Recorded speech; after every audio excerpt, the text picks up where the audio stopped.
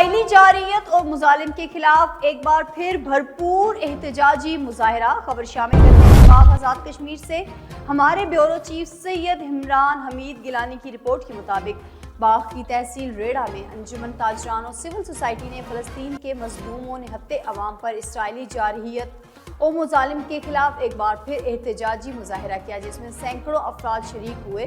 اس دوران ریڑہ مین چوک ہر طرح کی ٹریفک کے لیے بند رہا۔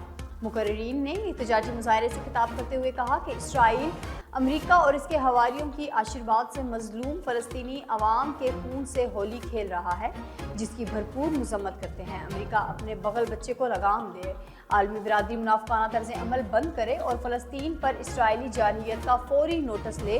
مقررین نے مزید کہا کہ اسلامی ممالک فوری طور پر OIC کا اجلاس بلا کر اسرائیل اور اس کے حواریوں کی بدمعاشی کا نوٹس لے اور ظلم کے خلاف اسرائیل کا بائیکاٹ کرے۔ قبلہ اول اور فلسطینی مسلمانوں کی آزادی کے لیے حماس سمیت دیگر اسلامی تحریکوں کا ساتھ دیں گے۔ احتجاجی مظاہرے میں اسرائیلی مظالم کے خلاف اور فلسطینی عوام کے حق میں نعرے بازی بھی کی۔